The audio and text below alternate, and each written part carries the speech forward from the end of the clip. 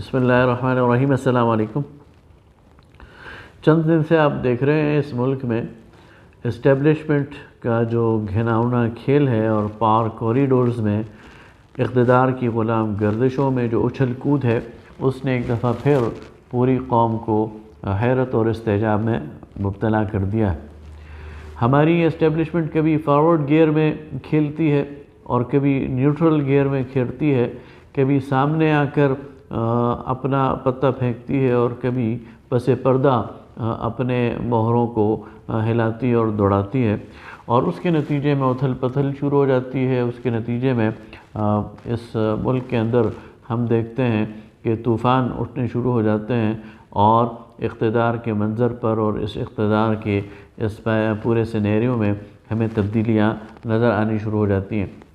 پہلے تو یہ گیم ہمیں بلوچستان میں ہوتی ہوئی نظر آتی تھی کہ راتوں رات بغاوت ہو جاتی ہے، راتوں رات ایک پارٹی ساری کی ساری وہ ایک اور پارٹی میں شامل ہو جاتی ہے اور وزیر اعلیٰ بیچارہ اکیلا رہ جاتا ہے اور پھر اس پر عدم اعتماد ہوتا ہے اور ایک دوسرا شخص آ کر کرسی اقتدار کو سنبھال لیتا ہے۔ اب یہ سب کچھ ہمیں پنجاب میں ہوتا ہوا نظر آ رہا ہے۔ 10 MPs پر مشتمل قاف لیگ وہ وزارت اعلیٰ پر براجمان ہوتی نظر آ رہی ہے اور 342 کا پورا ایوان اس کو معلوم نہیں ہے کہ ان کی مہار کس کے پاس ہے اور یہ اونٹ کس کروٹ بیٹھے گا اور ان کا انجام کیا ہوگا، ان کا مستقبل کیا ہوگا اور وہ آگے کس طرف جائیں گے۔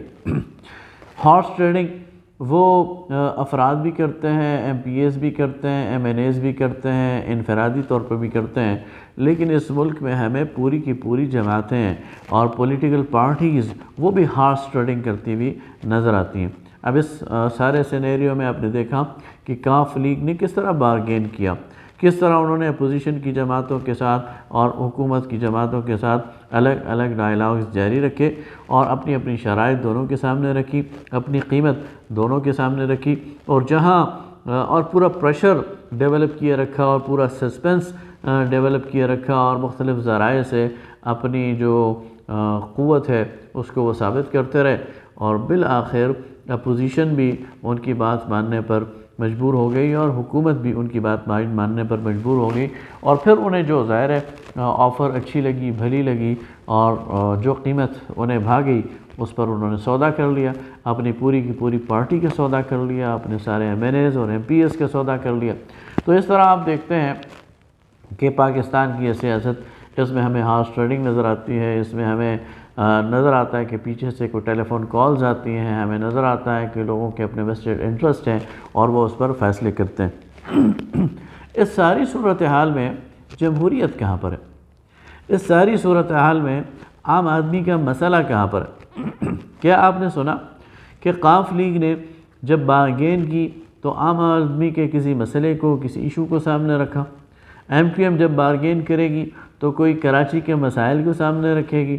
بلوچستان کی پارٹیاں وہ جب بارگین کریں گی تو کوئی مسائل سامنے رکھیں گی، کوئی عام آدمی کی حالت زار سامنے رکھیں گی اور اس پر گیو اینڈ ٹیک کریں گی؟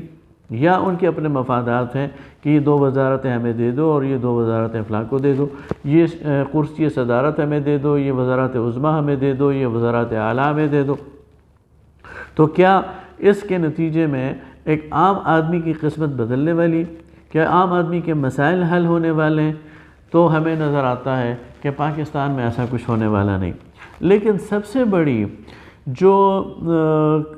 تکلیف دہ بات ہے وہ یہ ہے کہ عام آدمی اس میں استعمال ہو جاتا ہے، عام آدمی وہ جذبات میں آ جاتا ہے، وہ رونق محفل بن جاتا ہے، وہ جلسوں کو رونق بخشنی شروع کر دیتا ہے، وہ ڈھول کی تھاپ پر ناچنا شروع کر دیتا ہے، اور بعد میں اسے معلوم ہوتا ہے کہ اس کے ساتھ تو ہاتھ ہو گیا ہے، اس کو تو ایک نیا لارا دے دیا گیا ہے، اسے تو ایک نیا لولی پاپ دے دیا گیا ہے، اور اس کے مسائل تو اپنی جگہ ہیں اور وہ حل ہونے والے نہیں۔ زیادہ دور کیوں جاتے ہیں؟ پاکستان کی تاریخ کو اگر آپ 1985 سے اسٹڈی کریں، جو کہ میری اپنی ہوش کی اور جوانی کی سیاست ہے، اور آج تک یہ جو 36-37 سال کی سیاست ہے، اس میں ہمیں نظر آتا ہے پیپلز پارٹی کا اقتدار ہوتا ہے تو نون لیگ شور مچاتی ہے کہ ملک تباہ ہو گیا ہے اور یہ سیکیورٹی رسک ہے، اور جب ان کو بدل کر نون لیگ کو لایا جاتا ہے تو پیپلز پارٹی والے شور مچانا شروع کر دیتے ہیں اور کہتے ہیں کہ ملک کو خطرہ ہے اور یہ سیکیورٹی رسک ہے اور ملک تباہ ہو گیا ہے، معیشت تباہ ہو گئی ہے۔ اور جب یہ دونوں ہٹتے ہیں اور ان دونوں کا مجموعہ پی ٹی آئی، جس میں نون لیگ بھی موجود ہے اور جس میں قاف لیگ بھی موجود ہے اور جس میں پیپلز پارٹی کے لوگ بھی موجود ہیں، وہ سامنے آتی ہے تو یہ ساری اپوزیشن باقی جو ہے وہ اکٹھی ہو جاتی ہے اور کہتی ہیں کہ لوٹ لیا اور کھا لیا اور بیڑا غرق کر دیا۔ تو یہ وہ جو میوزیکل چیئر کی گیم انہوں نے بنائی ہوئی ہے، باریاں انہوں نے لگائی ہوئی ہیں، اور ایک جاتا ہے اور دوسرا آتا ہے، اور عام آدمی کا ایک کام اگر بنتا ہے تو 10 بگڑ جاتے ہیں۔ اگر اس کو کھانا وقت پر ملنا شروع ہو جاتا ہے تو اسے صحت کی فکر پڑ جاتی ہے، اگر اس کی صحت کا بندوبست ہو جاتا ہے تو اسے تعلیم کی فکر پڑ جاتی ہے، اگر سڑک ٹھیک ہو جاتی ہے تو بجلی کا کھمبا غائب ہو جاتا ہے، اگر سوئی گیس ملنی شروع ہو جاتی ہے تو پانی غائب ہو جاتا ہے۔ تو ایک عام آدمی، اس کی حالت دار تو اسی طرح، اس کے دن اور رات اور اس کے اوقات تو اسی طرح یعنی گزر رہے ہیں اور اس میں کوئی فرق ہمیں نظر نہیں آ رہا۔ تو پھر عام آدمی کیا کرے؟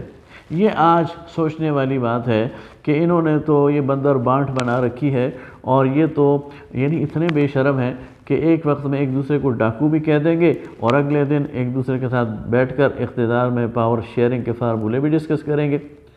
ایک دوسرے کے خلاف جلسوں میں کہیں گے کہ اس کے پیٹ سے ہم نے سارے پیسے نکالنے ہیں اور اس کو سڑکوں پر گھسیٹنا ہے، اگلے ہی کسی مرحلے پر بہن اور بھائی بن جائیں گے، اگلے ہی کسی مرحلے پر دوست بن جائیں گے، اگلے ہی مرحلے پر ایک دوسرے کے ساتھی بن جائیں گے،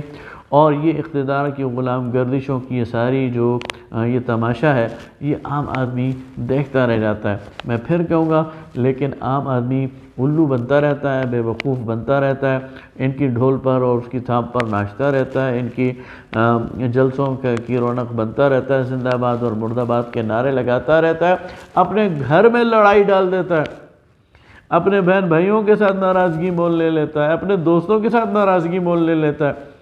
اسی سیاسی بنیاد پر، اور جن کے لیے ناراضگی مول لیتا ہے وہ آپس میں بیٹھے ہوتے ہیں، وہ آپس میں گپ شپ لگا رہے ہوتے ہیں، وہ انجوائے کر رہے ہوتے ہیں اور اس بات پر ٹھٹھا اور مذاق اڑا رہے ہوتے ہیں کہ دیکھو لوگوں کو ہم نے کس طرح بیوقوف بنا دیا۔ لہذا یہ جو حالت زار ہے، کیا اس سے نکلنے کا کوئی راستہ ہے؟ اس سے نکلنے کے لیے پاکستان کے باشعور طبقے کو وہ اکٹھا ہونا پڑے گا۔ بہت ہو گئی ہے، ان کا ایک کھیل بہت لمبا ہو گیا ہے اور اس کھیل نے اس قوم کو ترسا دیا ہے، اس کھیل نے اس قوم کے اعصاب کو شل کر دیا ہے، ان کے سوچنے سمجھنے کی صلاحیتوں کو ختم کر دیا ہے۔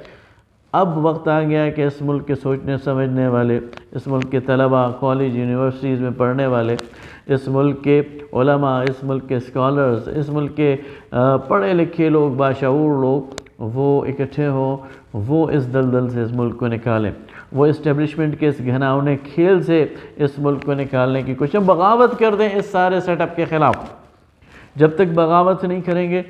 جب تک ان سب کو ریجیکٹ نہیں کریں گے، جب تک ان سب کو بالکل ان کی کالک پوری طرح واضح نہیں کریں گے، ان کے نقاب نہیں نوچیں گے، اور یہ میڈیا بھی بکاؤ ہے، یہ سیاستدان بھی بکاؤ ہیں، اور یہ اسٹیبلشمنٹ ان کو اپنے مرضی کے خلاف اپنے مرضی کے مطابق استعمال کرتے رہتے ہیں اور ان کرداروں کو بدلتے رہتے ہیں، کبھی ایک کردار عوام کے سامنے لے آتے ہیں، کبھی دوسرا، کیتھارسس ان کا کرتے رہتے ہیں، ایک سے تنگ آتے ہیں تو ان کو دوسرے کے ہاتھ چڑھا دیتے ہیں۔ لہٰذا اس ملک کے اندر جب تک باشعور طبقہ وہ اس کھیل کو سمجھے گا نہیں، وہ جب تک یہ ان سیاستدانوں کے ان ساری ڈرامہ بازی کو سمجھے گا نہیں، اور اس میں سب شامل ہیں، اس میں عمران خان بھی شامل ہے، اس میں نواز شریف بھی شامل ہے، اس میں زرداری بھی شامل ہیں، اس میں یہ سارے کے سارے جاگیردار اور سرمایہ دار شامل ہیں، یہ سارے کے سارے مہرے بن جاتے ہیں، یہ سارے کے سارے کارندے بن جاتے ہیں، ہر کارے بن جاتے ہیں، اور یہ وہی کام کرتے ہیں جو ان کو تفویض کیا جاتا ہے۔ اس ساری گیم کو الٹنے کی ضرورت ہے، اس شطرنج کی بازی کو الٹنے کی ضرورت ہے، اور